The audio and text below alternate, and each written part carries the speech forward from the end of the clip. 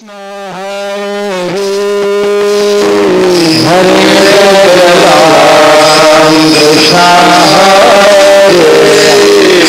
जय राम कृष्ण हरे जय राम कृष्ण हरे जय राम कृष्ण हरे जय राम कृष्ण जय राम कृष्ण हरे हरे जय राम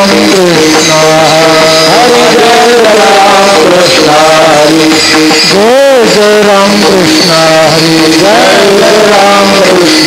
हरे जय राम कृष्ण हरे जय राम कृष्ण हरे जय राम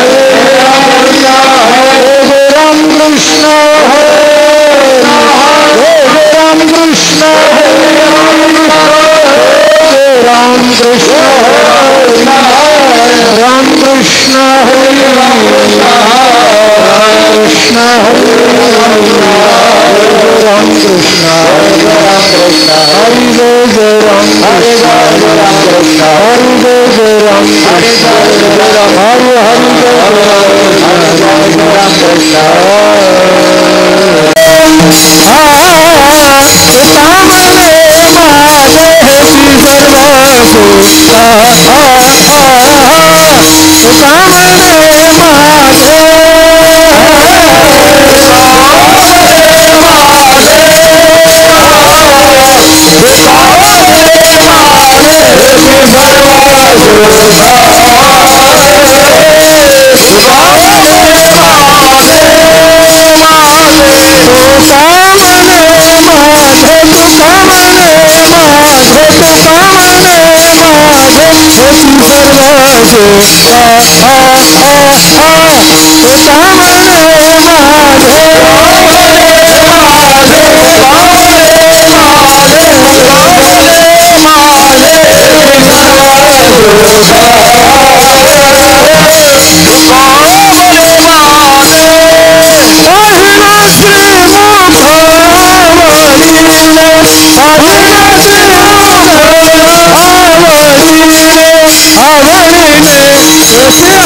जय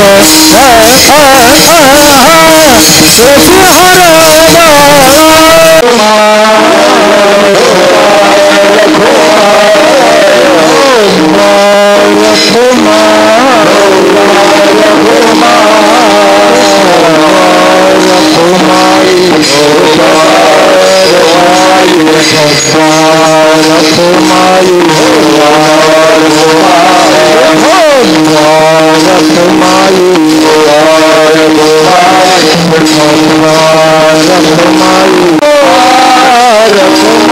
कृष्ण हरे जय राम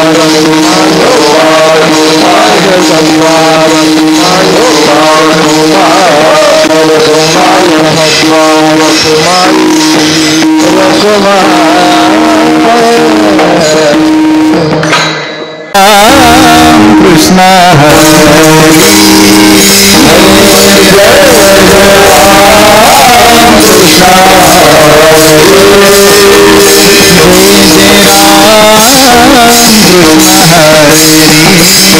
हरे राम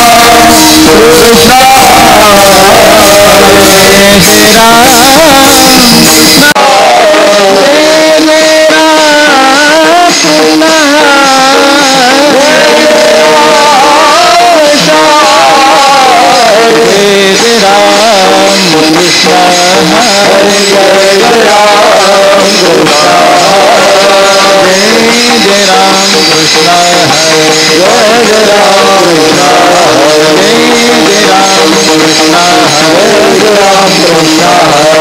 जय राम कृष्ण जय जय राम कृष्ण जय जय राम कृष्ण जय जय राम कृष्ण जय जय राम कृष्ण जय जय राम कृष्ण जय जय राम कृष्ण जय जय राम कृष्ण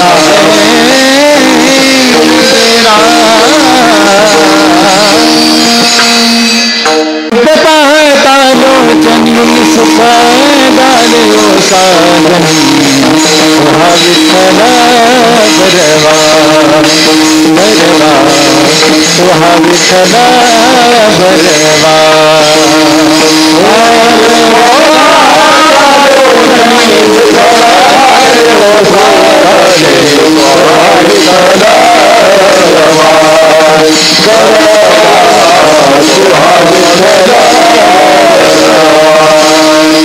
रामृत पाह कालोचनी सुख डालो साधनी विठ्ठल बरवा बरवा तुहा विठ्ठल बरवा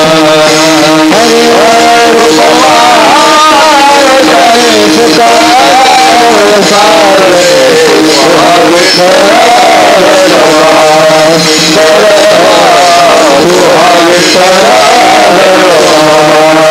तुहा विठ्ठल बरवा तुहा माधव बरवा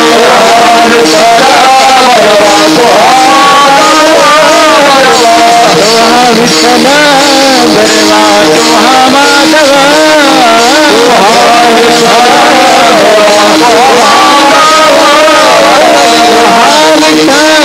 बरवा तुहा माधव बरवा विठ्ठल बरवा बरवा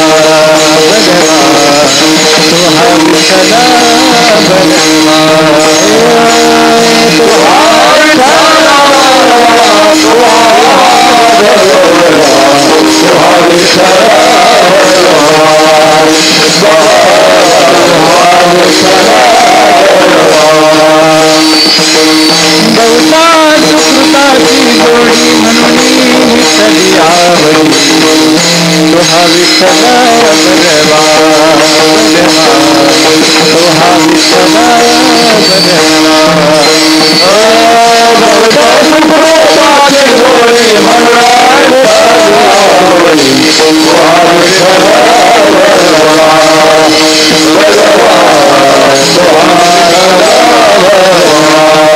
तुहा विठ्ठल बरवा तुहा माधव बरवा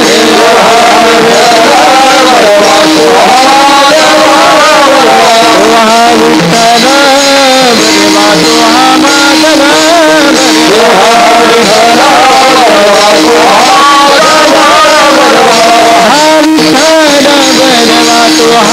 माधव बरवा विठ्ठल बरवा बरवा तुहा माधव बरवा हे तुहा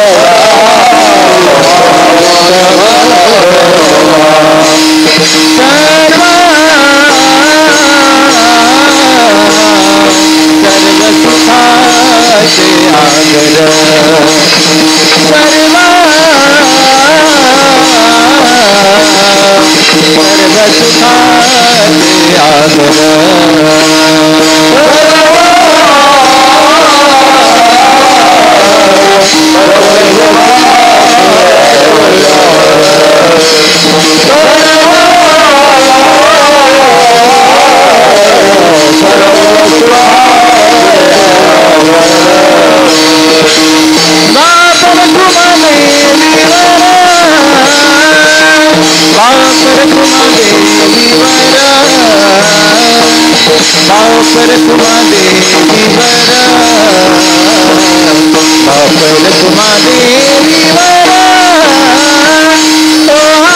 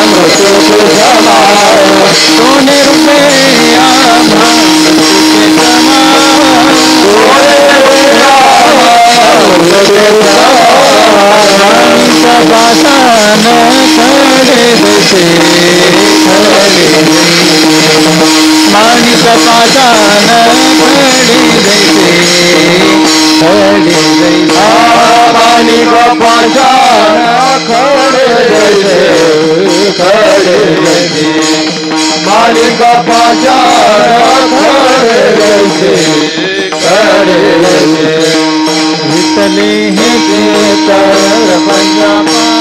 हैं विठले शिव प्रपंचापासून विठले चित्त प्रपंचापासून प्रपंचापासून वमनते मनी बैसले वमनते मनी बैसले वमनत मनी बैसले वमनत मनी बैसले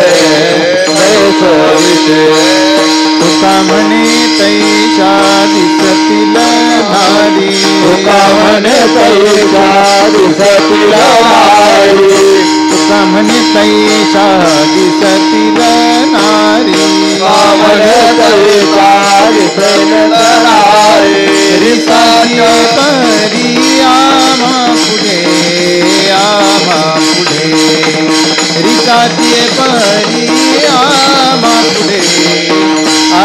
पुढे रिसाचे परी आम्हा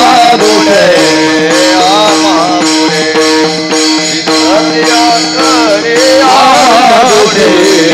आम्हा पुढे विठले चित्त प्रपंचापासून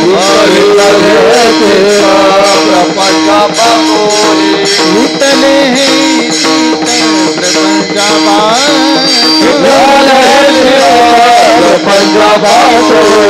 वमनते मनी बैसले वमनते मनी बैसले वमनत मनी बैसले वमनत मनी बैसले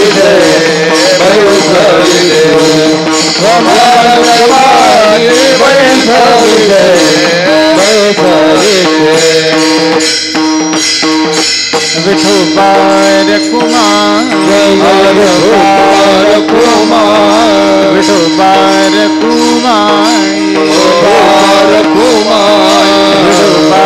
कुमार विठोबार कुमार विठोबार कुमार विठोबार कुमार विठोबार कुमार विठोबार विठोबार कुमार विठोबार कुमार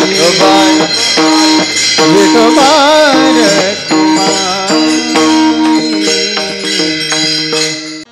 मृत्यूलोकी आम्हा आवडते परी नाही एक हरी नामे विन विठले हे चित्त प्रपंचापासूनी वमनते मनी बैसलेसे सोने रूपे आम्हा मृत्यू के समान माणिक पाषाण खडे जैसे विठले हे चित्त प्रपंचापासूनी वमनते मनी बैसलेसे तुका म्हणे तैशा दिसतील नारी रिसाची परी आम्हा पुढे विठले हे चित्त प्रपंचापासूनी वमनते मनी बैसलेसे विठाला विठाला विठाला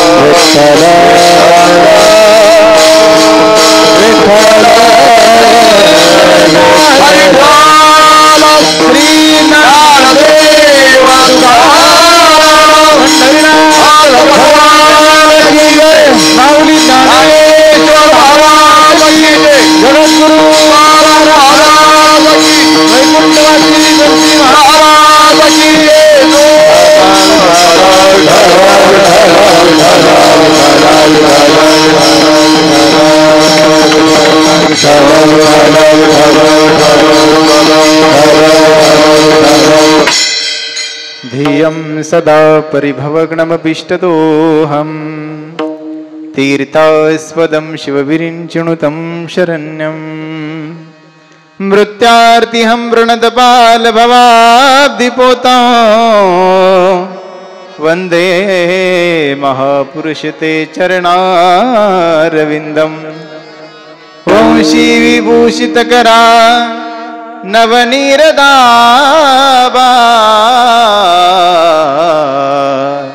पीताम्बरादरुणबिम्बफलादरोष्टात् पूर्णेन्दुसुन्दरमुखादरविन्दनेत्रात् कृष्णात् परं किमपि तत्त्वमहं न जाने महायोगपीठे तटे भीमरत्यं वरं पुण्डरीकाय दातुं मुनीन्द्रैः समागत्य तिष्ठतमानन्दकन्दं परब्रह्मलिङ्गं भजे पाण्डुरङ्गं प्रभु के चरणों में सदा पुनि पुनि करु प्रणाम ऐसी माया त्यागिरे मेरे प्रियतम श्याम मस्तक माझा पायावरी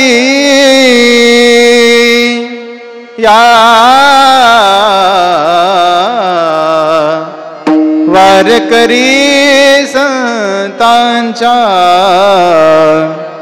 हे दुख भंजन मारुतिनंदन सुन लो मेरी पुकार पवन सुत बिनती बारंबार पवन सुत बिनती बारंबार राम सिया राम जय जय राम राम सिया राम जय जय राम जोडोनिया कर चरणी ठेवी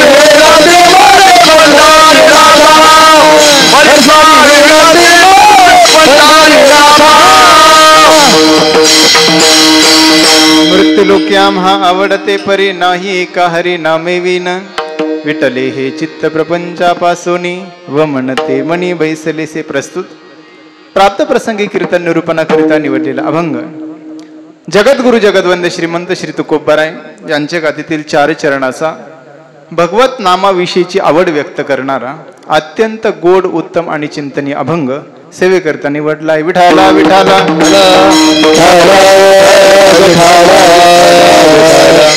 तुकोबारा या अभंगाच्या माध्यमातून मृत्यूलोकामध्ये आल्याच्या नंतर या ठिकाणी मला भगवंताचं नामस्मरण सोडता बाकीचं या विश्वामध्ये या मृत्यूलोकामध्ये काहीही आवडत नाही. एक जर भगवंताचं नामस्मरण सोडलं तर अभंगाच्या पहिल्या चरणात महाराज सांगतात मृत्यूलोकी आम्हा आवडते परी. परी म्हणजे प्रकार. भगवत नामाचा प्रकार सोडून बाकीचं मला काहीही आवडत नाही. मग महाराजांना असं जर विचारलं की महाराज गृहस्थी जीवनामध्ये तुम्ही जीवन जगत आहात, प्रपंचाबद्दल तुमचं नेमकं काय मत आहे, तर महाराज सांगतात हे बघा ओकारी सगळ्याला माहिती आहे. ओकारी उलटी माहिती सगळ्यांना, प्रत्येकाने आपल्या आयुष्यामध्ये कधीतरी केली असेल, कधीतरी बघितलेली असेल. ती ओकलेली ओकारी ज्याप्रमाणे माणूस तिच्याकडे बघत असताना किळसवाण्या वृत्तीने पाहतो, तिला पुन्हा खाण्याचा प्रयत्न कधी करत नाही, अगदी त्या पद्धतीने मला प्रपंच वाटू लागला. विटले हे चित्त प्रपंचापासून व मनते मनी बैसलेसे, त्याप्रमाणे प्रपंच मला वाटायला लागला. तिसऱ्या चरणामध्ये महाराज सांगतात की या प्रपंचामध्ये काही गोष्टींची यादी महाराजांनी आपल्या समोर ठेवली की तुम्हाला ज्या काही गोष्टी आवडत असतात. सोनं तुम्हाला आवडतं? सोनं आवडतं? तुम्हाला जास्त आवडतं वाटतं? सोने, रुपे, माणिक, मोती, रत्न हे तुम्हाला मला आवडतं, परंतु जगद्गुरु तुकोबाराय सांगतात मला ते खड्याप्रमाणे दगडाप्रमाणे वाटतात. कारण का? तर ते अविद्येचे कार्य आहे. अविद्या म्हणजे शून्य नाही ते दाखवल्या जातं. आणि या ठिकाणी प्रपंचाबद्दल मला मिथ्यात्व वृत्ती झाली. सोने रुपये आम्हा मृत्युके समान, माणिक पाशान खडे जैसे. आणि शेवटी महाराज सांगतात की या विश्वाला मोहित करणारे श्री, ही श्री देखील मला या ठिकाणी भगवत नामस्मरण करत असताना आणि पूर्ण आयुष्य त्या भगवत नामस्मरणामध्ये व्यतीत केल्याच्या नंतर ती श्री देखील मला अस्वलाप्रमाणे वाटू लागली. तुका म्हणे तैशा दिसतील नारी कैशा रिशाची परी. रिस म्हणजे अस्वल, अस्वलाप्रमाणे मला ती श्री वाटू लागली. आणि फक्त भगवान परमात्म्याचं नामस्मरण मला आवडतं. हा अभंगाचा सरळ शब्दशः अर्थ मी आपल्या समोर ठेवला. विठाला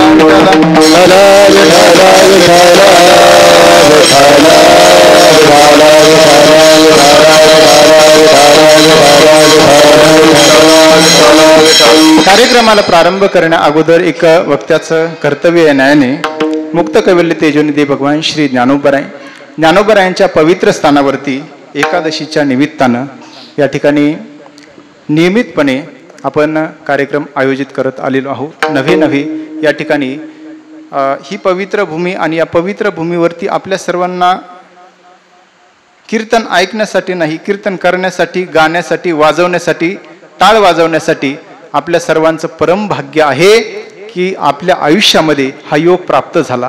कारण असं आहे की विश्वमाऊलीचा जन्मच याच्यासाठी झाला की या ठिकाणी ज्ञानोबरायांनी कदाचित विचार केला असेल की जनावरांना जर सांगायचं असेल तर एका काठीने सांगता येतं, जनावरांना सांगायचं असेल तर एका काठीने सांगता येतं, पण माणसांना सांगण्यासाठी ज्ञानेश्वरी ग्रंथ तयार केला. माणसांना सांगण्यासाठी, समजून सांगण्यासाठी हरिपाठ ग्रंथ तयार केला. आणि माणसांना सांगण्यासाठी अमृतानुभव ग्रंथ याच भूमीमध्ये या ठिकाणी तयार केला. त्रिभुवनामध्ये पवित्र असलेली ही भूमी, त्रिभुवनामध्ये पवित्र असलेली भूमी ही आहे. ज्ञानोबरायांच्या शब्दामध्ये जर सांगायचं झालं तर ज्ञानोबराय सांगतात त्रिभुवन एक पवित्र अनादि पंचक्रोशी क्षेत्र जेत जगाचे जीवन सूत्र महालयासे. या पवित्र भूमीमध्ये या ठिकाणी हा उत्सव आपण करत असतो. उत्सव म्हणजे, उत्सव या पदामध्ये दोन पद आहेत प्रामुख्याने. पहिलं पद आहे उत आणि दुसरं आहे सव.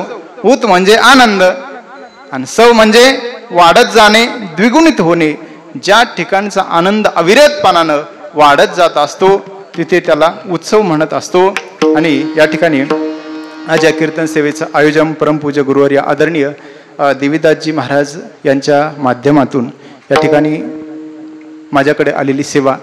आणि असं काय नाही की या ठिकाणी मी सेवा करतोय तुम्ही ऐकतायत म्हणजे तुम्ही श्रोते, असं काही अजिबात नाही. यातला कुठलाही श्रोता इथे उभा केला की तो मस्तपैकी रात्रभर कीर्तन करू शकतो. कारण या माणसांनी, या श्रोत्यांनी या ठिकाणी वैकुंठवाशी या ठिकाणी बंशी बाबांचं ऐकलेलं आहे. संपूर्ण विश्वामध्ये आपण जर बघितलं तर या ठिकाणी आणि महाराष्ट्रभर कुठेही कीर्तन करायला जा, नेवासा भागात कीर्तन करा. नेवासा भागामध्ये कीर्तन करत असताना शब्द टाकला की ओवी खालून भेटते. आता ते किती घ्याव्यात ही पंचायत कीर्तनकाराला होती, तो भाग बाजूला ठेवा. पण या ठिकाणी आणि असं आहे, ज्ञानोबरायांनी सांगितलं की एकतरी ओवी अनुभवावी. त्यांच्या आयुष्यामध्ये त्यांनी ज्ञानेश्वरीचं अवलोकन, ज्ञानेश्वरीचं वाचन त्यांच्या आयुष्यामध्ये अविरतपणानं असतं, म्हणून त्या देणं गरजेचं आहे आणि दिल्या पण पाहिजे. असे श्रोते आहे. प्रभू तुम्ही महेशाच्या मूर्ती असे श्रोतृवर्ग या ठिकाणी सर्व उपस्थित आहे. आणि महाराज मंडळी तर आपल्या नेवासा तालुक्यातील सर्वच आदरणीय महाराज मंडळी या ठिकाणी उपस्थित आहे. आदरणीय हरिभक्तीपरायण गहिनीनाथजी महाराज आढावा आहेत, नामदेव महाराज आहेत घाडगे, त्यानंतर चांगदेवजी महाराज काळे आहेत, त्यानंतर आदरणीय कानिपनाथजी महाराज मृदंगाची थाप देण्यासाठी आहेत, हरिओम महाराज भोगे आहे, गणेश महाराज आहे, मल्हारी महाराज आहे, त्यानंतर आदरणीय महेशजी महाराज घाडगे आहे, भगवानजी महाराज टिके आहे, राजेंद्र महाराज आसने, त्याचप्रमाणे या ठिकाणी विनेकरी असतील, चोपदार असतील, चांगली व्यवस्थित पद्धतीने काठी त्यांच्या हातात आहे, फक्त कोणाला मारू नका ती संरक्षणासाठी या ठिकाणी प्रहारेकरी आहेत. आणि त्यानंतर नेवासा तालुक्यातील विविध गावातून आलेली सर्व भजनी मंडळी, त्यामध्ये प्रामुख्याने तेलकुट गावचे सर्व आदरणीय गुणीजन भजनी मंडळ आहे. त्याचप्रमाणे मुकिनपूर असेल, जैनपूर असेल, खरवंडी असेल, वडाळा असेल, परिसरातील पंचक्रोशीतील या ठिकाणी ज्ञानोबारायांवरती श्रद्धा असणारी सर्व मंडळी या ठिकाणी उपस्थित आहे. आणि सर्वात महत्त्वाचं या ठिकाणी अविरतपणाने ज्ञानोबारायांची सेवा करणारे आदरणीय ज्ञानेश्वरजी माऊली शिंदे हे देखील हार्मोनियमसाठी आहेत. रस्व दीर्घ कसं पण आपण गायलं तर या ठिकाणी ज्ञानोबारायांच्या कृपेने या ठिकाणी कसंही गायलं तरी त्या ठिकाणी त्यांचं बोट ऑटोमॅटिक त्या ठिकाणी असतं. तर ते का असतं तर पेटी येऊन बघा, कुणाला जर विश्वास पटत नसेल तर ती पेटीला वरचे जे काही राहिलंच नाही पहा, इतकी पेटी वाजून वाजून त्या पेटीची कृपा त्यांच्यावरती झाली. म्हणून माऊली देखील या ठिकाणी कीर्तन सेवेसाठी उपस्थित आहे. सर्व श्रोत्यांच्या चरणावरती विनम्र भावाने अभिवादन करतो आणि बघूया जगद्गुरु तुकोबराय या अभंगाच्या माध्यमातून काय सांगतात. विठाला विठाला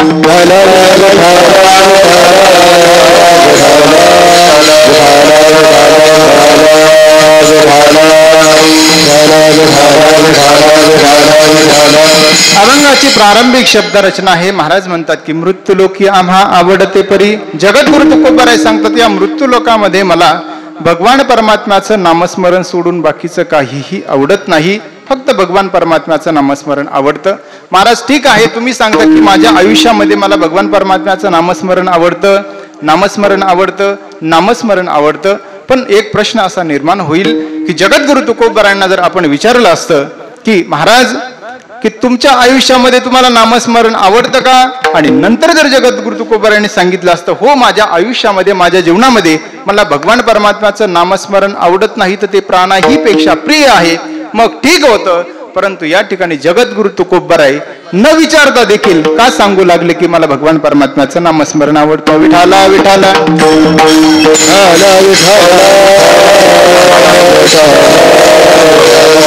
जगद्गुरु तुकोबरायांनी संपूर्ण विश्वाची परीक्षण केलं, स्टडी केला, अभ्यास केला. जगद्गुरु तुकोबरायांच्या लक्षात आलं हा जो समाज आहे तर या ठिकाणी सर्वात छोट्यातल्या छोट्या वर्गानं भगवान परमात्म्याचं नामस्मरण घ्यावं आणि मोक्षपदाची प्राप्ती त्याला व्हावी, हा हेतू जगद्गुरु तुकोबरायांनी अंतःकरण वृत्तीमध्ये धारण केला आणि सांगितलं की मला भगवान परमात्म्याचं नामस्मरण आवडतं आणि तुम्हालाही आवडावं याकरिता प्रयत्न करा. विठाला विठाला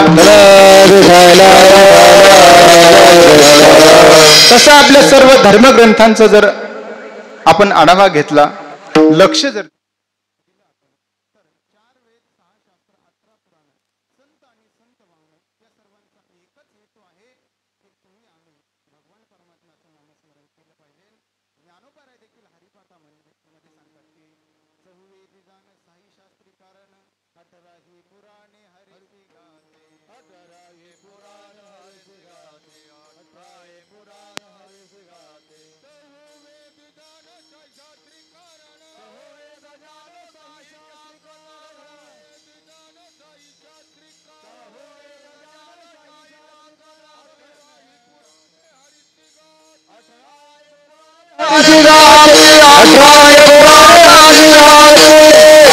चार वेद, 6 शास्त्र, 18 पुराण, संत आणि संत वाङ्मय या सर्वांचा एकच हेतू आहे की तुम्ही आम्ही भगवान परमात्म्याचं नामस्मरण केलं पाहिजे. पहा, भगवान परमात्म्याने तसं जर पाहिलं तर तुम्हाला आम्हाला जन्मालाच याच्याकरिता घातलं. भगवान परमात्म्याने त्याच्या भक्तीकरता आपल्याला जन्माला घातलेला आहे. पहा, 2-3 मुद्दे मी आपल्या समोर प्रामुख्याने ठेवणार आहे. देवाने तुम्हाला आम्हाला जन्माला घातलं. काय केलं? जन्माला घातलं सगळ्यांना पहिल्यांदा अगोदर भगवान परमात्म्याने शरीर दिलं. काय दिलं? सगळ्यात अगोदर तुम्हाला मला भगवान परमात्म्याने शरीर दिलं. कशासाठी? देवे दिला देह. बघा सगळे म्हणतायत बरं प्रमाण. भजना गोमाता देवे दिला देह.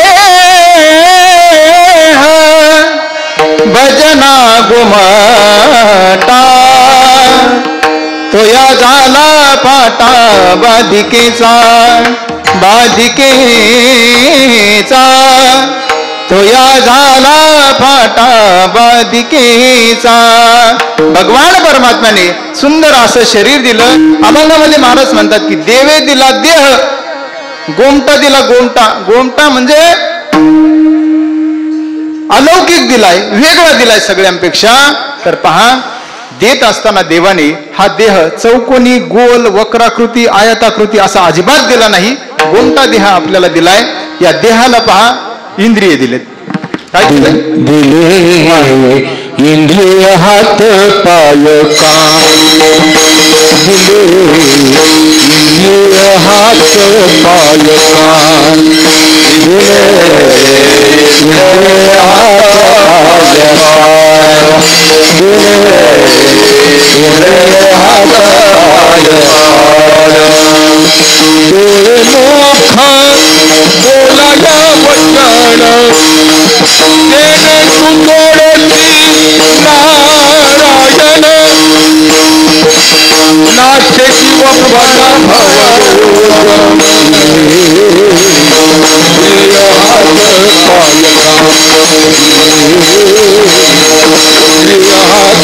कान. इंद्रिय हात पाय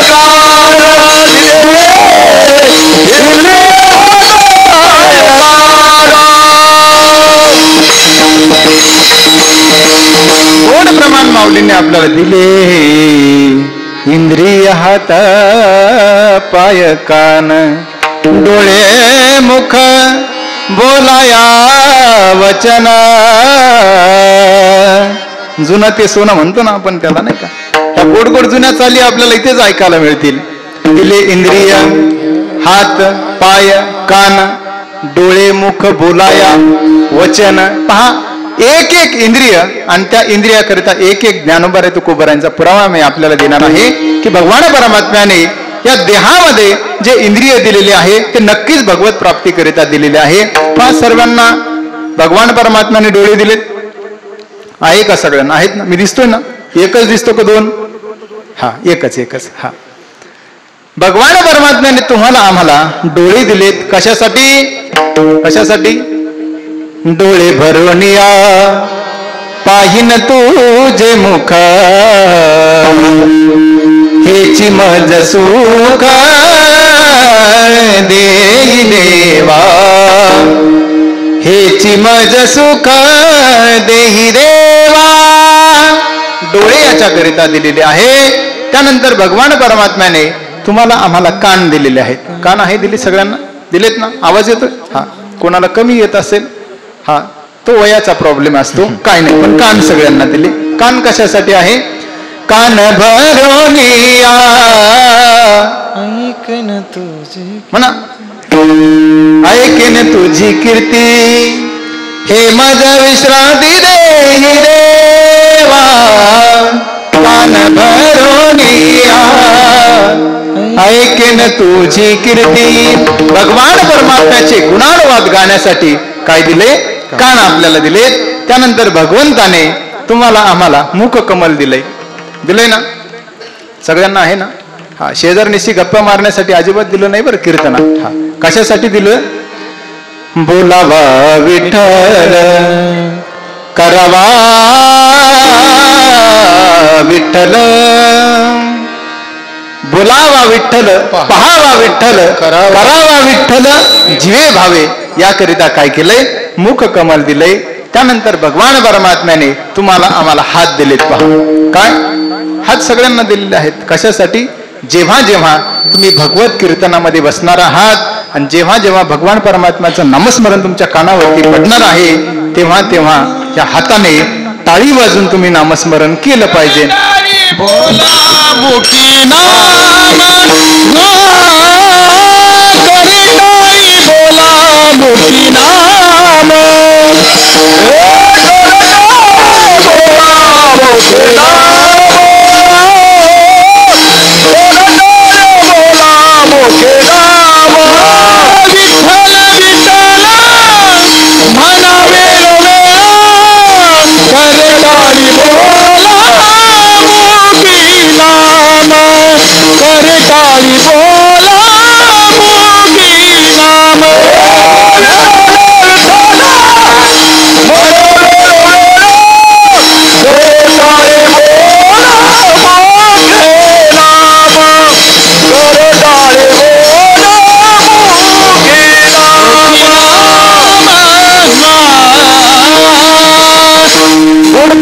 हरिभाऊ महाराजांनी आपल्याला करे टाळी बोलामुखी नाम आणि भगवान परमात्म्याचं नामस्मरण करायचंय. हाताने काय करायचंय? टाळी आपल्याला वाजवायची. त्यानंतर देवाने तुम्हाला आम्हाला पाय दिलेत. काय केलंय? एक एक इंद्रिय आणि एक एक ज्ञानोबराय तुकोबरायचा पुरावा मी आपल्याला देतोय. काय केलंय? पाय दिले देवांनी सगळ्यांना. इथपर्यंत तुम्ही वारी करता आलात. पाय सर्वांना दिलेले आहे. पाय कशासाठी आहे? टाळी वाजवावी गुढी उभारावी वाटही चालावी पंढरीची वाटही चालावी निवासाची. इथं आपण वारी करिता नेहमी येतो आणि ह्या पायाचा त्याकरिता उपयोग झाला पाहिजे. संप्रदाय आपल्याला सांगतो की गृहस्थी जीवनामध्ये जगत असताना या ठिकाणी 2 सिग्नल आपल्याला दिलेत. करावं संसार न संडावे दोन्ही वार. 2 वार म्हणजे कोणते? सोमवार आणि गुरुवार का? अजिबात नाही. पहिला आषाढी आणि दुसरा कार्तिकी. आपण त्या पायाच्या माध्यमातून जववरी सकळ सिद्ध आहे. हात चालावया पाये तव तू सोयीता आपुले पाहे तीर्थयात्रे जाय चुकू नको. तीर्थयात्रेला म्हणजे तिकडे केदारनाथ बद्रीनाथ नाही, तिकडं तीर्थयात्रा म्हणजे आषाढी आणि कार्तिकी वारी करिता. हा देवाने तुम्हाला पाय दिले. त्यानंतर या ठिकाणी मीराबाई सांगते की तुम्हाला आम्हाला जे इंद्रिय दिलेले आहे त्या इंद्रियाच्या माध्यमातून कोणत्या इंद्रियाने भगवान परमात्म्याची कोणती सेवा केल्याच्या नंतर त्या इंद्रियाची सार्थकता आहे. मीराबाईचं गोड एक पद आपल्याला लक्षात येईल की तुम्हाला मला जे इंद्रिय दिलेले आहे त्या इंद्रियाची सार्थकता कशात आहे. भजन करा विठाला विठाला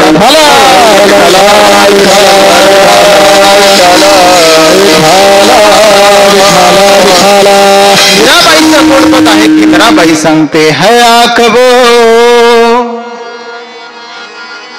वाह मा है आखबो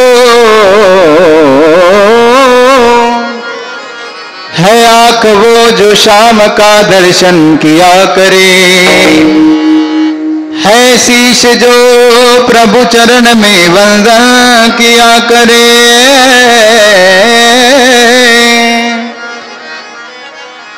बेकार वो कहे जो रहे व्यर्थ बातों में बेकार वो मुख है जो रहे व्यर्थ बातों में मुख वो है जो हरि नाम का सुमिरन किया करे हीरे मोती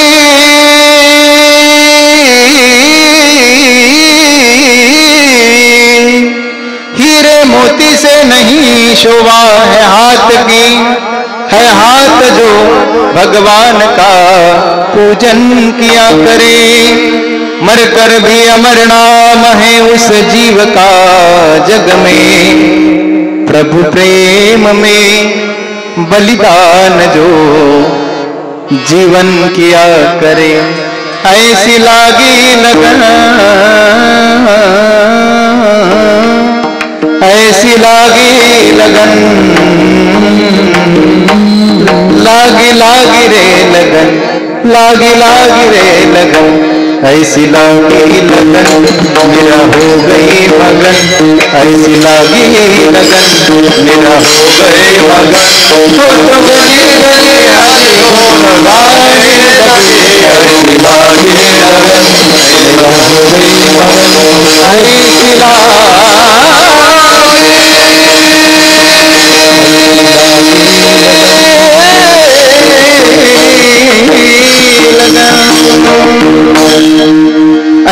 लागी लगन मीरा हो गई मगन.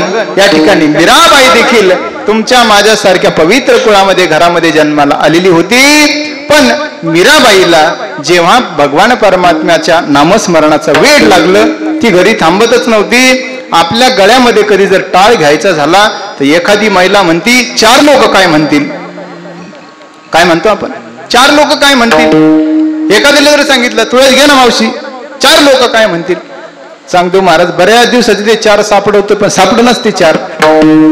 पण मीराबाईला असं सांगून देखील 2-2 किलोचे पैंजण पायामध्ये घालून भगवान परमात्म्याच्या राऊळामध्ये जाऊन मीराबाई नाचायची आणि लोक तिला म्हणायचे लोग कहे मीरा भई रे बावरी बाप कहे कुलनासी रे तरी पण पग घुंगरू बांध मीरा नाची रे.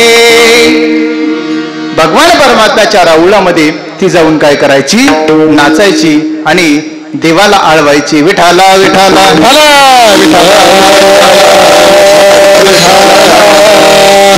पुढचा माझा मुद्दा आहे भगवान परमात्म्याने तुम्हाला आम्हाला आतापर्यंत जिवंत ठेवलं. पहिला माझा मुद्दा आहे देवाने तुम्हाला शरीर दिलं. दुसरा मुद्दा असा आहे देवाने तुम्हाला आम्हाला या शरीरामध्ये इंद्रिय दिले. आणि तिसरा माझा मुद्दा आहे भगवान परमात्म्याने आतापर्यंत तुम्हाला जिवंत ठेवलंय. ठेवलंय ना जिवंत. हो मावशी ठेवलंय का. ठेवलंय जिवंत सगळ्याला. 2020 नंतर तुम्हाला मला जिवंत ठेवलंय. पहिली लाट आली दुसरी आली तिसरी आली चौथी आली तरी देखील तुम्ही आहात ना. बरेचसे यमाची बाउंड्री पण टच करून आलेले असतील. ICU मध्ये जाऊन आलेत बरेच ना आहेत ना. हा मला सांगा की एवढ्या सगळ्या लाटीमधून तुम्ही आतापर्यंत इथं बसलेले आहात आणि तुमच्यापेक्षा कमी वयाचे 35-40 वयाचे गेले 70-80 माझ्या समोर बसलेत कीर्तनामध्ये. तुम्ही जावं अशी अजिबात इच्छा नाही बरं माझी. अजिबात इच्छा नाही. पण याचं नेमकं काय ऑब्झर्वेशन आपण कराल की या ठिकाणी तुम्ही जिवंत आहात. तुमच्या वयाच्या बऱ्याचशा महिला गेल्यात पा कुठं घरी नाही गोईंग टू यमपुरी गेल्यात. तुमच्या वयाचे देखील भरपूर गेले. मग मला सांगा तुम्ही आतापर्यंत का जिवंत आहात याचं उत्तर तुम्हाला आम्हाला अजिबात देता येणार नाही. याचं उत्तर असं आहे यापुढे भगवान परमात्म्याने जे आयुष्य तुम्हाला दिलेलं आहे ते एक्स्ट्रा बोनस दिलेलं आहे आणि परमार्थ करण्याकरता दिलं आहे. विठाला विठाला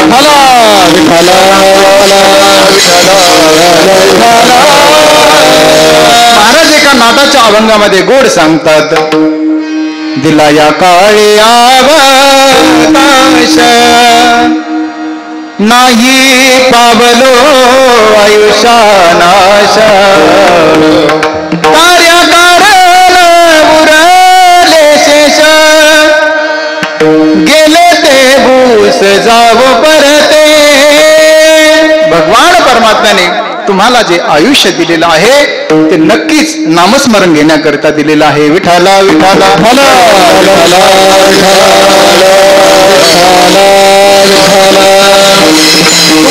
देखील एका अभंगामध्ये गोड सांगतात की आता तरी पुढे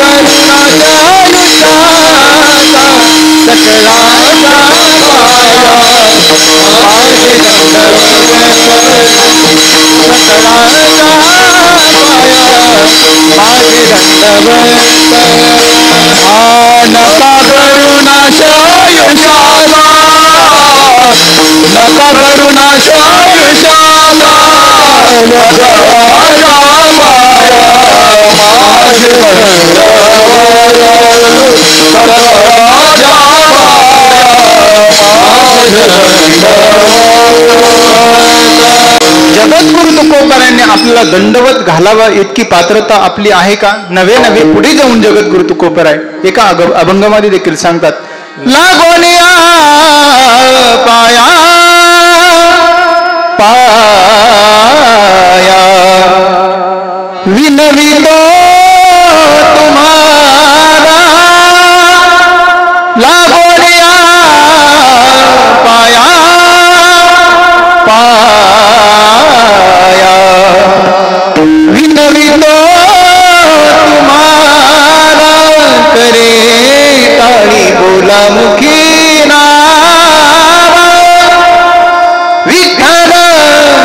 विठ्ठल विठ्ठल मनावे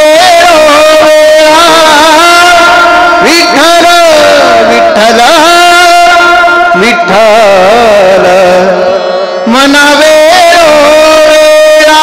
काय गरज होती जगद्गुरु तुकोबाराला तुमच्या पायाला लागण्याची?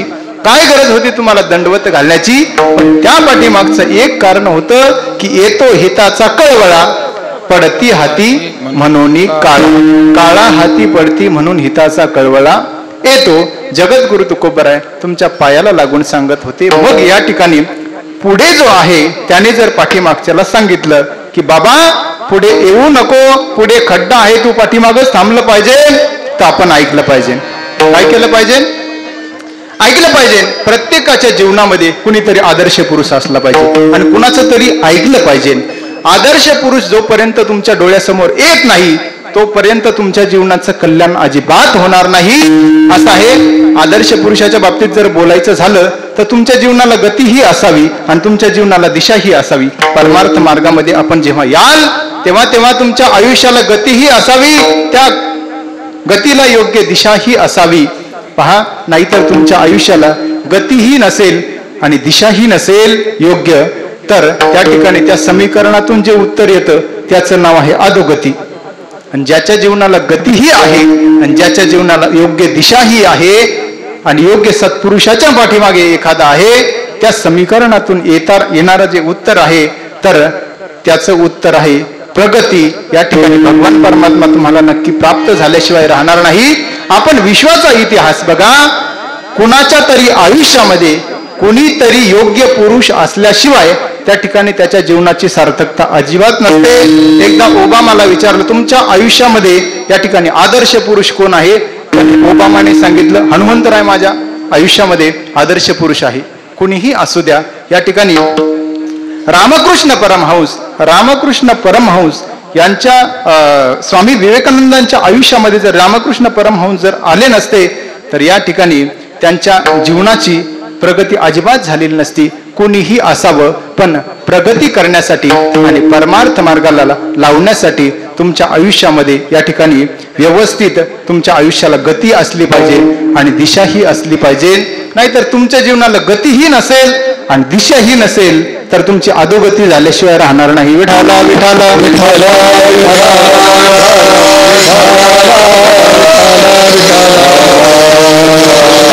सांगून जाईना आपल्याला. तुमच्या जीवनाला जर गतीही नसेल आणि तुमच्या जीवनाला दिशाही नसेल तर मी सांगू का त्याला काय म्हणतात? शुद्ध मराठी भाषेमध्ये त्याला आळशी माणसं म्हणतात. काय म्हणतात? आळशी म्हणावं त्याला आपण. आळशी. आळशी कळतो का तुम्हाला? आळशी. हा. एक बाई अशी रस्त्याने चालली मावशांनो. एक बाई अशी रस्त्याने चाललेली असताना तिला एका बाबळीवरती एक सद्ग्रस्त झोपलेला दिसला. बाबळीवरती सद्ग्रस्त झोपलेला दिसला. आता बाबळ आहे का पण तुमच्याकडे? मला काय उत्तर द्या ना तुम्ही. बाबळ आहे ना? वेडी कशाने? शान्या बाबळीचं सांगायला लागलो मी. कोणत्या? शान्या बाबळीचं सांगतोय. त्या शान्या बाबळीवरती एक सद्ग्रस्त झोपलेला होता आणि ती खाली रडत होती. एक सद्ग्रस्त तिथून चालला. त्याने जर काय मावशी काय झालं तुम्हाला रडायला? पहा ना म्हणे माझा मुलगा वर जाऊन झोपलाय. ते म्हणे वर जाऊन कसा झोपला म्हणे असा? त्याने सांगितलं ही बाबळ जेव्हा छोटी होती तेव्हा हा झोपलेला आहे. म्हणजे इतका आळशी. असा आळशी माणूस आणि अशा आळशी माणसाचा कडे लोटपणा करत असताना माझे ज्ञानोबा राय सांगतात असा माणूस चालता चालता जर ठेच लागली आणि खाली पडला तरी त्याला डोळा लागतो. हाय का ओवी? कलटताही डोळा लागे असा आळशी माणूस. तो जर जांभळाच्या झाडाखाली बसला आणि झोपल्या झोपल्या जर जांभळ इथं ओठावरती पडलं ना, हरिभाऊ महाराज, तो जाणाऱ्या एखाद्या माणसाला सांगतो ए राम भाऊ इकडे एवढा आतमध्ये लोटतो का? इतका आळशी. म्हणजे त्याच्या जीवनाला गतीही नाही, त्याच्या जीवनाला दिशाही नाही. असाच एक आळशी पारावरती बसला. पार कळतो सगळ्यांना? नगर जिल्ह्यामध्ये पार कळतो सगळ्यांना. पारावरती बसला, असा दाढी खाजवत बसला. एक बुजुर्ग तात्या आले तिथे. हे जुने तात्या, नाना, काका हे जुन्या माणसांची नाव आहेत. तात्या आले. ते म्हटलं काय रे? अरे जिथं लात मारशील तिथं पाणी काढशील असं कर्तव्य आहे तुझं. म्हणतो ना आपल्याकडं आपल्या नेवासा तालुक्यामध्ये आहे ना शब्द, लात मारशील तिथं पाणी काढशील. असं दिसला कुठं तर बघा आमच्या शेतात घेऊन जातो पाय लावायला. लात मारशील तिथं पाणी काढशील, असं तुझं कर्तव्य आहे. त्याने सांगितलं, तात्या सांगा मी काय करू. असं विचारल्याच्या नंतर त्याने सांगितलं, काय नाही, काहीतरी कामधंदा करायचा म्हणे. ते म्हणे, मग कामधंदा करून काय होत असतं. त्याने सांगितलं, कामधंदा केलं की तुला 2 रुपये भेटतील म्हणे. काय होईल, कामधंदा केला की तुला 2 रुपये भेटतील. बरं ठीक आहे तात्या, कामधंदा केला, 2 रुपये भेटले, आता त्याच्यातून पुढे काय होईल. अरे तुला 2-5 रुपये भेटले की तुझा प्रपंच व्यवस्थित चालेल. बरं ठीक आहे, प्रपंच व्यवस्थित चालल्यावर मग काय, असे भरपूर पैसे कमवायचे, स्वतःचा बिझनेस टाकायचा, मोठा करायचा. ठीक आहे तात्या, मोठा बिझनेस केला, पुढे काय करायचं. त्याने सांगितलं, अरे बाबा घर गाडी बंगला सगळं होईल म्हणे तुझ्याकडं. हे सगळं झाल्याच्या नंतर ते म्हणे, आपल्या प्रत्येक गावामध्ये 1-2 माणसं असे असतात, कुठून पण सोयरीक आणतात, पण लग्न जमत नसलं तरी पण जमून देतात. असं कोणीतरी येईल आणि तुझा विवाह करून दे, मग तुझं लग्न होईल. त्याने सांगितलं, लग्न करून मग काय होईल. त्याने सांगितलं, लग्न झालं का बाबा 1-2 वर्षांनी तुला लेकरं होतील. त्याने सांगितलं, लेकरं झाल्यावर काय होईल. लेकरं झाल्याच्या नंतर ते म्हणे, ते लेकरं लहानची मोठी होतील म्हणे, भरपूर शिकतील, तुझ्याकडे गरगंज श्रीमंती असणारच आहे ऑलरेडी, मोठे होतील, सगळा कारभार त्यांच्या हातामध्ये देऊन टाकायचा, सगळ्या चाव्या त्यांच्याकडे देऊन टाकायच्या, चोपड्यावरती निवांत बसून खायचं. त्याने सांगितलं, दादा एवढा सगळा कुटाणा करून निवांत खाण्यापेक्षा आताच निवांत.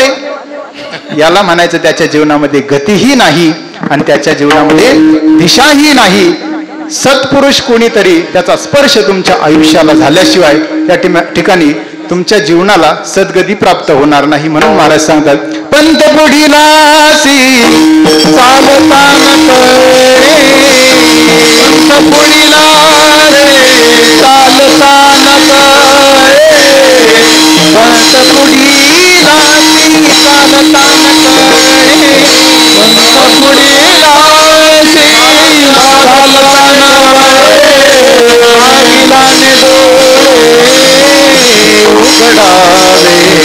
मागिलाने डोळे उघडावे, मागिलाने डोळे उघडावे,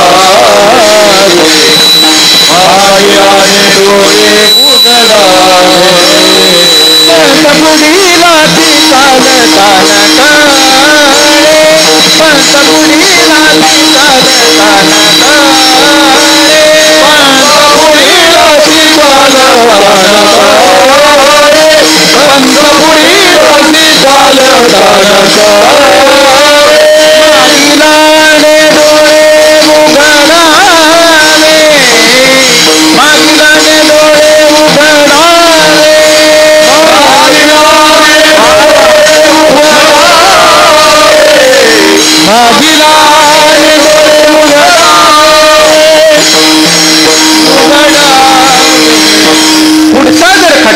जात असताना आपल्याला दिसत असेल तर मागच्याने काय केलं पाहिजे, गणेश महाराज डोळे उघडले पाहिजे, नाही तर पुढचा ज्या खड्ड्यामध्ये जाणार आहे त्याच खड्ड्यामध्ये पाठीमागचा जाणार आहे. चला, या ठिकाणी गतीही असावी आणि दिशाही असावी. त्यानंतर भगवान परमात्म्याने या जीवनामध्ये तुम्हाला भगवत प्राप्ती करण्यासाठी या देहामध्ये एक गोष्ट खूप अलौकिक दिलेली आहे, तर तिचं नाव आहे बुद्धी. काय तिचं नाव काय आहे? तिचं नाव आहे बुद्धी. या बुद्धीच्या माध्यमातून तुम्हाला मला भगवत प्राप्ती होऊ शकते.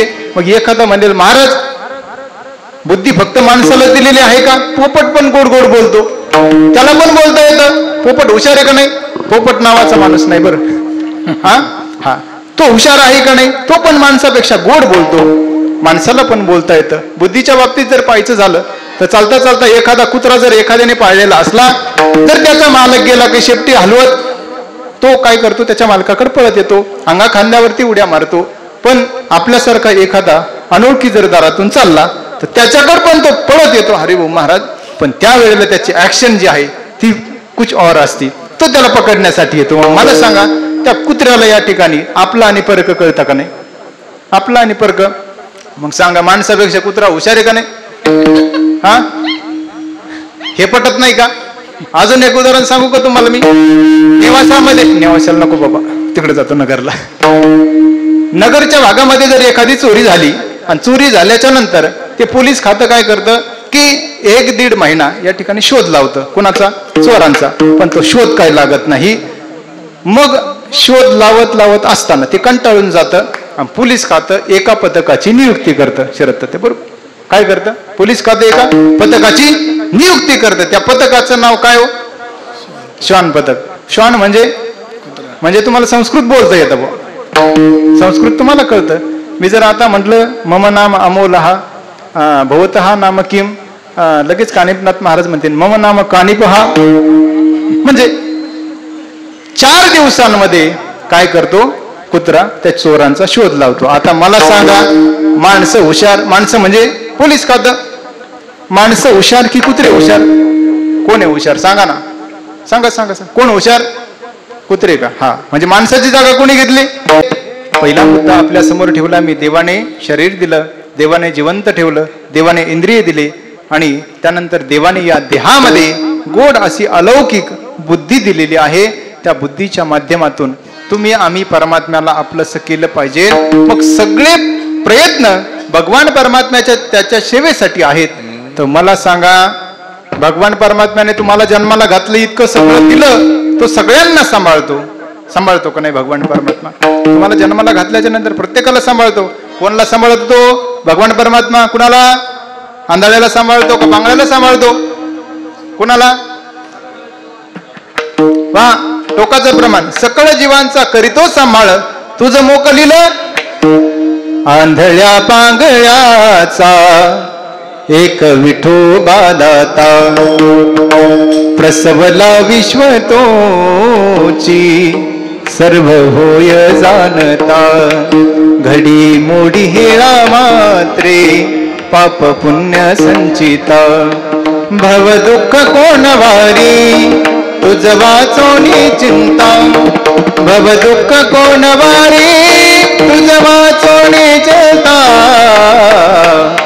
धर्म जागो सदैवाचा जे बापर उपकारी. आंधळ्या दृष्टीने तो त्याचे नाव मी उच्चारी. विठाला विठाला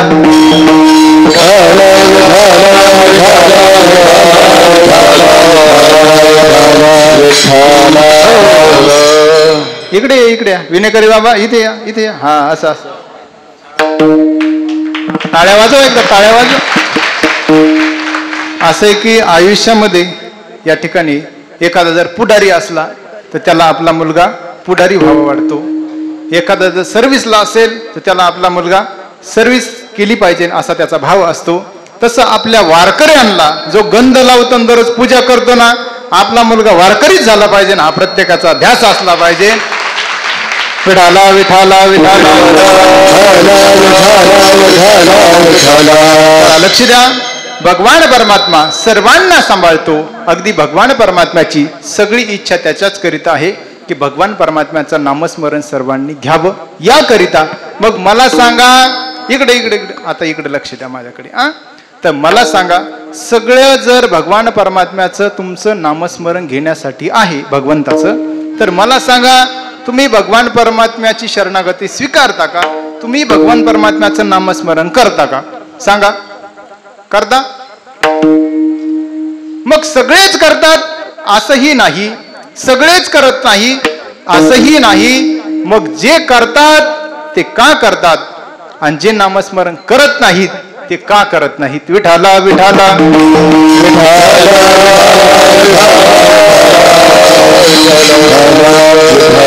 गोड चिंतन मी आपल्याला देणार आहे. काही माणसं जे आहेत ते नामस्मरण करत नाही, काही माणसं नामस्मरण करत असतात. जे करत नाहीत ते का आणि जे करतात ते का? कारण वेदांत शास्त्र असं सांगतं, ह्या जगामध्ये एकही कार्य कारणा वाचून विनाकारण घडत नाही. वेदांत शास्त्र सांगतं कारणात विना कार्य न भवती. जगामध्ये जे जे कार्य होतं ते कारणा वाचून घडत नाही. मृत्तिका असेल तर घट होत असतो, मातीपासून घट होत असतो. तंतू असेल तर पट होत असतो, एका एका धाग्यापासून पट निर्माण होत असतो. मग जे माणसं नामस्मरण करत नाही त्याचं काय कारण आणि जे करतात त्याचं काय कारण हे आपल्याला पाहिजे.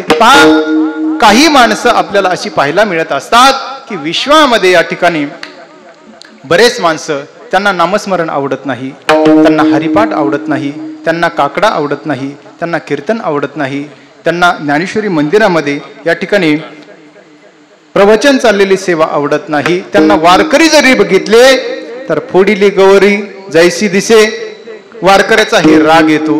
काही माणसं असे असतात की त्यांना वारीला जावं वाटत नाही, देवाकडे जावं वाटत नाही. याचं नेमकं काय कारण आहे? काय कारण आहे?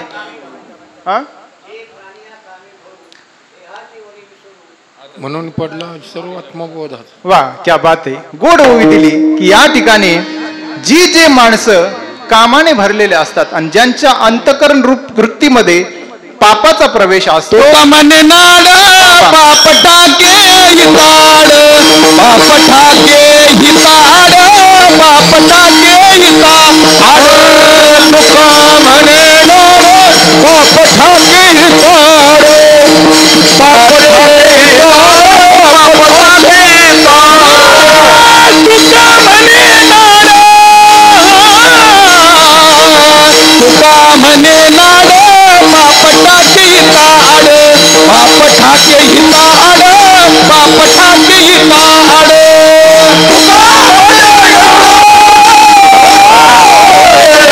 तुका म्हणे पाप ठाके हिताड, पाप ठाके हिताड, पाप ठाके हिताड. तुका म्हणे नाड पाप टाके हिता आड. हिताला आड जाणारा जो प्रतिबंध आहे त्याला म्हणतात पाप. पहा, हे जर पटत नसेल तर काही माणसं अशी असतात माऊली, नित्याने या ठिकाणी महिन्याच्या वद्यवारीला इथे येत असतात. काही जर त्याच्याकडून पाप कर्म घडलं तर महिन्याची वारी 2 महिन्यावरती जाती, 2 महिन्याची 3 महिन्यावरती, 4 महिन्यावरती, 5 महिन्यावरती, 6 महिन्यावरती वारी बंद पडते. एखादा वारकरी असतो पहा, लहानपणापासून आई वडिलांनी माळ घातलेली असते, 1 तास नामजप करत असतो, 2-3 तास काकडा करत असतो, 5वीचं भजन सोडित नाही, 12चं भजन सोडित नाही, गावातलं एकही कीर्तन सोडित नाही. पण 2020 मध्ये जसा कोरोना आला तसं काही आला, डॉक्टरने जर सांगितलं बाबा माळ काढावी लागेल, लगेच माळ घेतो आणि डॉक्टरच्या हातात देतो. याचं काय कारण आहे? काही माणसं नित्याने हरिपाठ घेत असतात. काही जर पापकर्म घडलं, 1 दिवसाचा, 2 दिवसावरती, 4 दिवसावरती, 10 दिवसावरती हरिपाठ जातो, 1 दिवस तो हरिपाठ बंद पडतो. एकंदरीत माणसाचा परमार्थात प्रवेश होत नाही. याचं कारण आहे पाप. आले तरी टिकत नाही पाप, टिकले तरी संस्कारित टिकत नाही, आणि संस्कारित टिकले तरी त्याचा बोध घडत नाही. एकंदरीत माणसं परमार्थात येत नाही. याचं कारण आहे पाप, आणि आले तरी टिकत नाही. याचं कारण आहे पाप. विठाला विठाला विठाला विठाला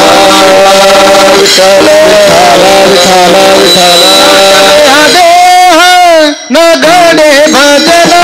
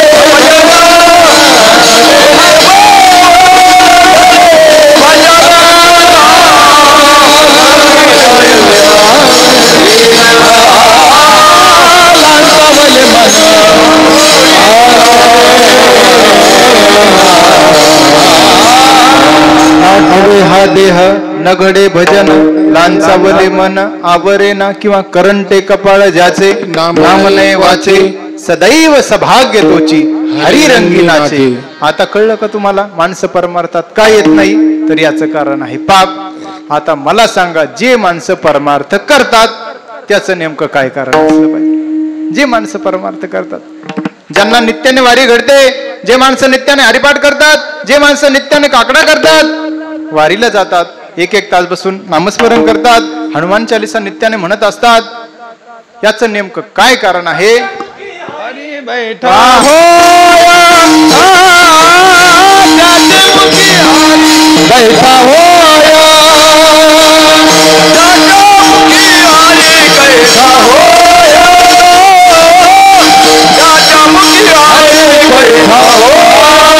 आनंद जन्माचे सुकृत पदारी त्याचे मुखी हारी बैठा होया त्याचे मुखी हारी बैठा होया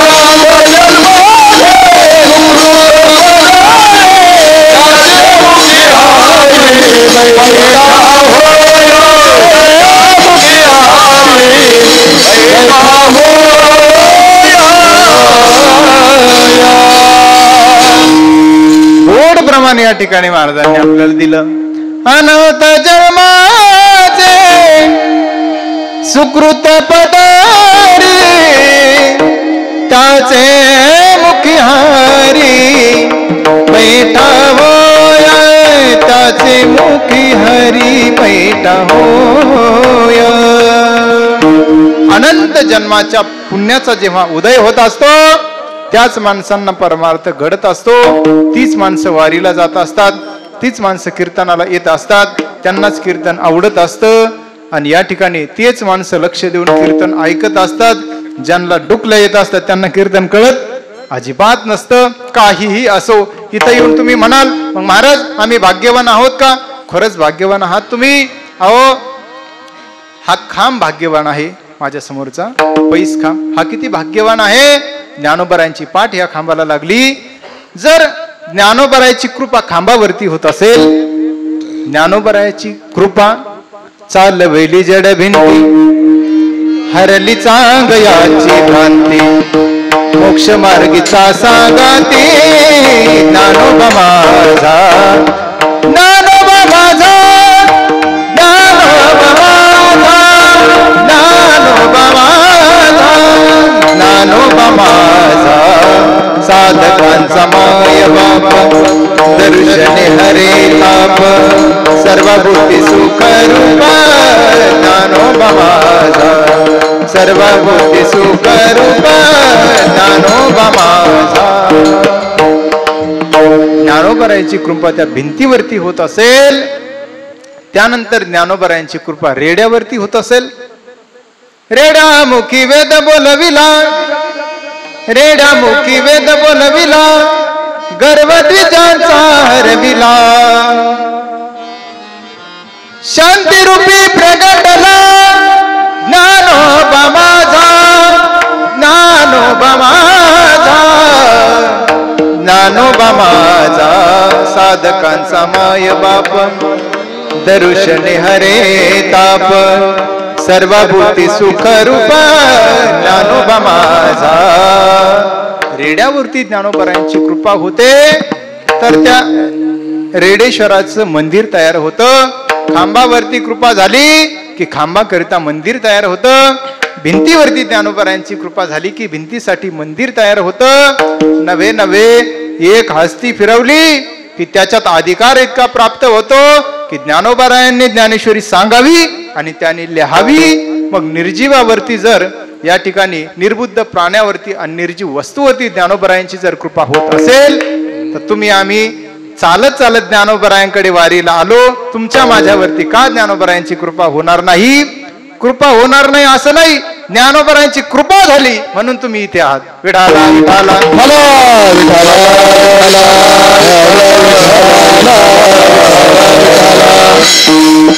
महाराज एका अभंगामध्ये सांगतात, जन्मो जन्मी आम्ही बहु पुण्य केले, जन्मो जन्मी आम्ही तेव्हा या विठाले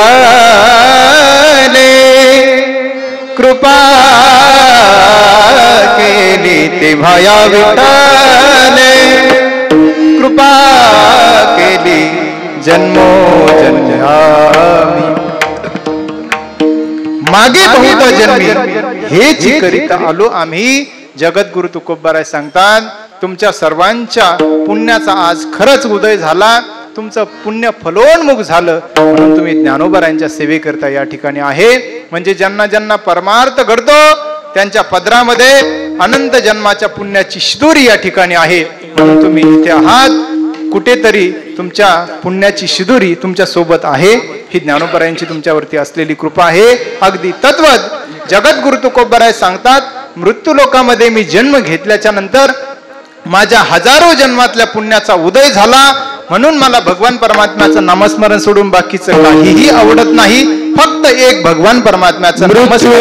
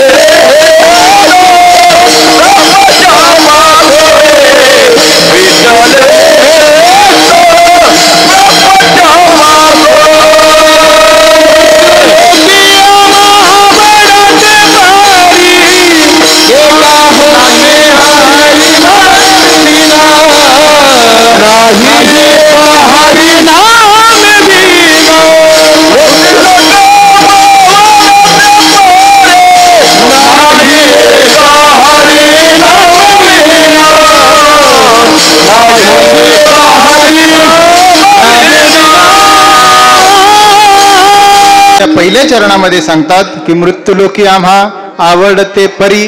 परी म्हणजे प्रकार, भगवत नामाचा प्रकार सोडून या मृत्यू लोकामध्ये मला काहीही आवडत नाही. एका साधकाने प्रश्न केला, जगद्गुरु तुकोबाराय, तुम्ही सांगता की माझ्या आयुष्यामध्ये भगवान परमात्म्याचं नामस्मरण सोडून मी काहीही केलं नाही. नेमकं ते भगवान परमात्म्याचं नामस्मरण कोणतं आहे? तेव्हा महाराज सांगतात, विठोबा रकुमारी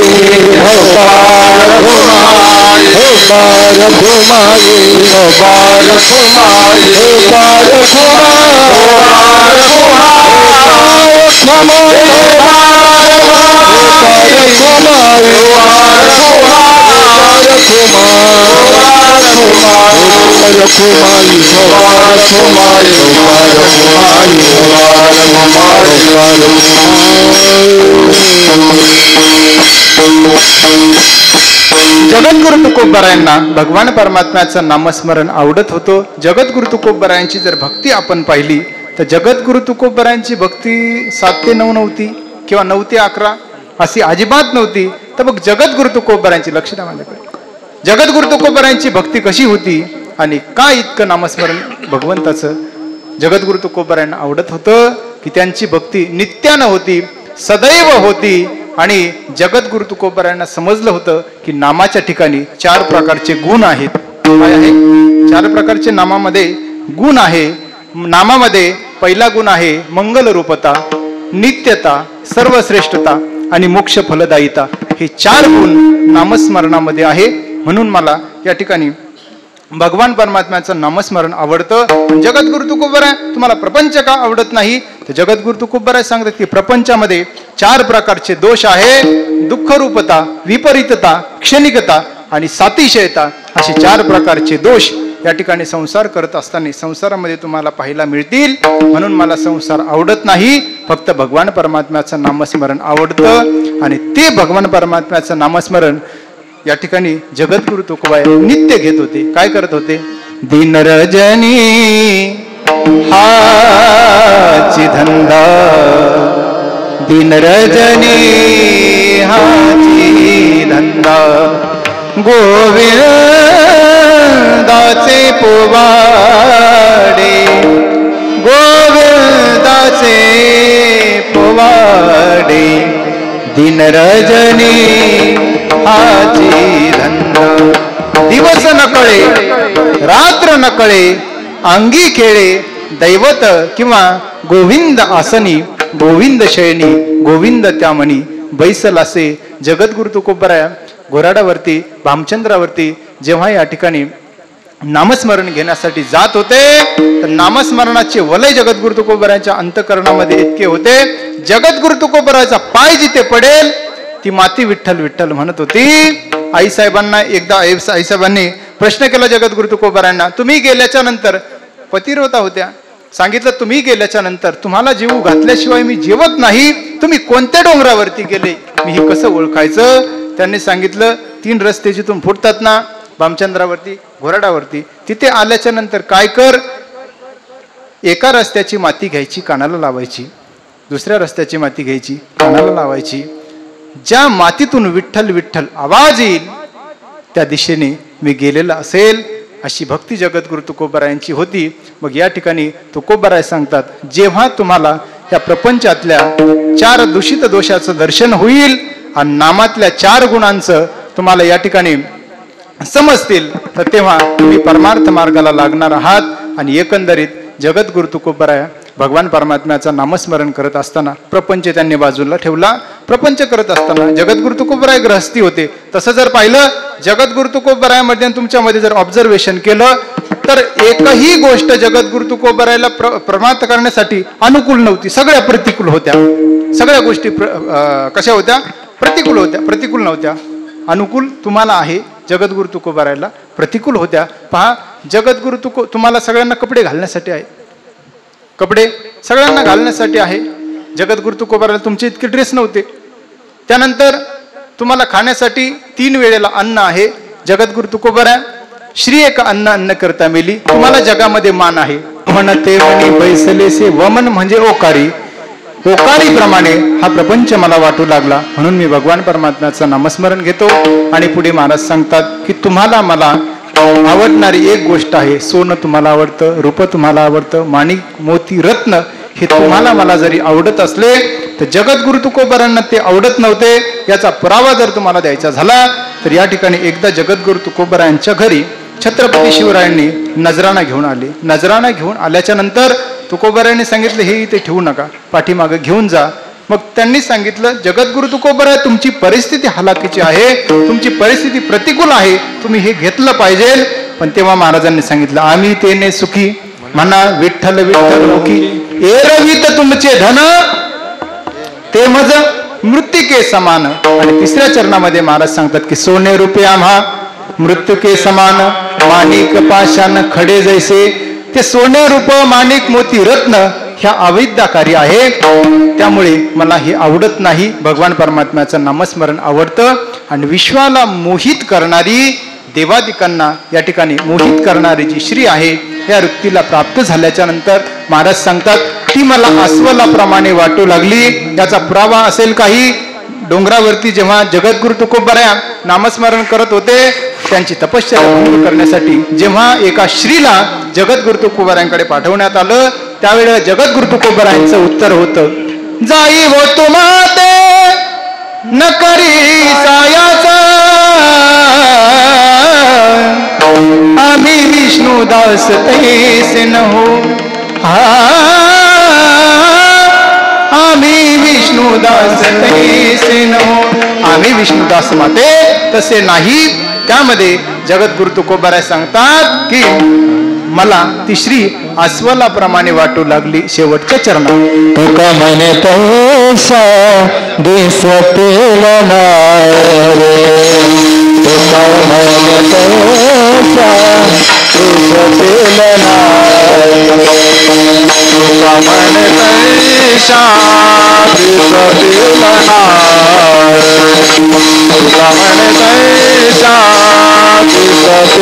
नाय तुका म्हणते दिसतील नाय तुका म्हणते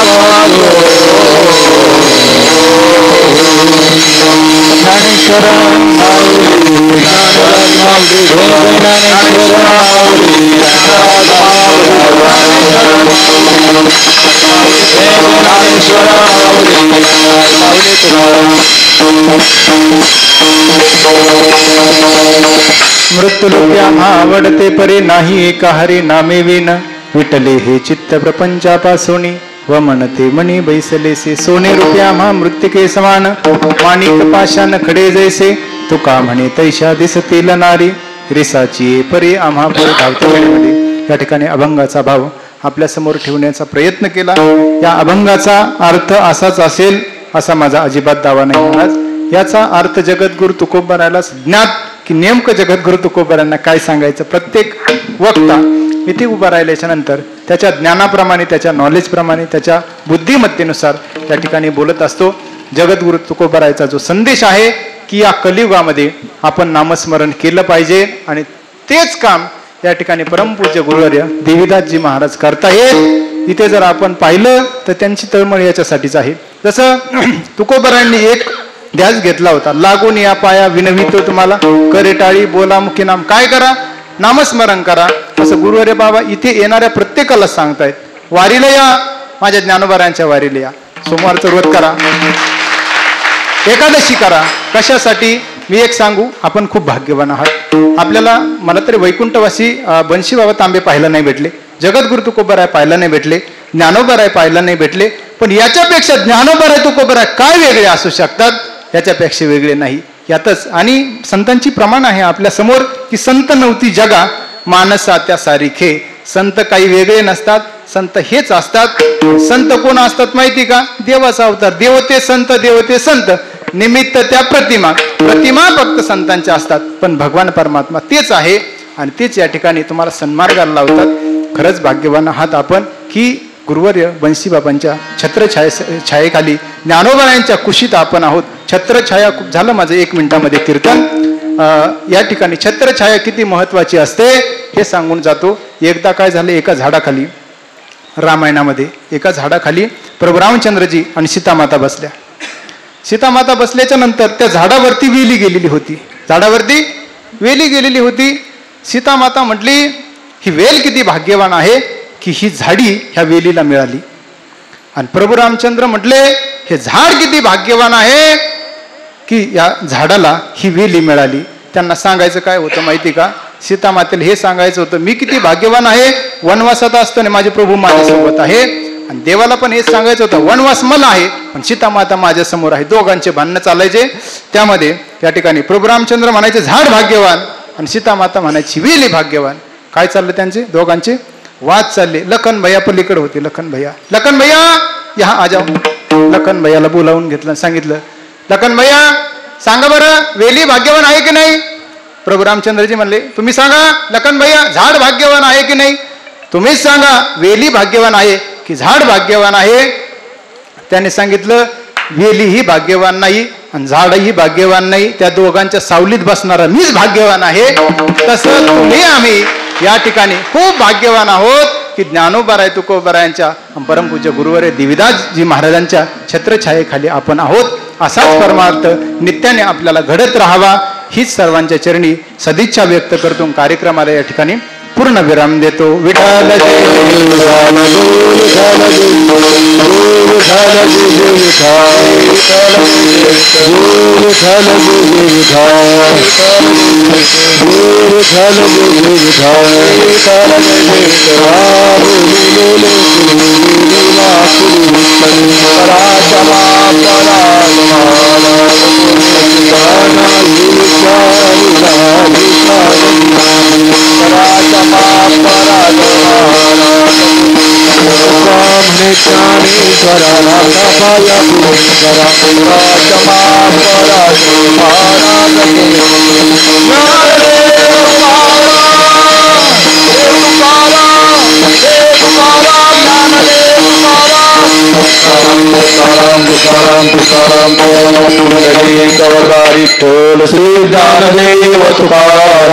देडगाव बालाजी देडगाव यांची होणारी आहे. आणि आज दिवसभर सेवेकरिता उपस्थित राहिलेली गावं तेलकोडगाव, बहिरवाडी आणि शिरसगाव या ठिकाणचे लोक मोठ्या संख्येनं सेवेकरिता आलेले होते. काही लोक आपणहून आता आम्ही सेवेला येतो असं म्हणतात आणि त्याप्रमाणे येतात देखील. जवळजवळ आज तेलकोडगावचे 50-60 तरी लोक असतील.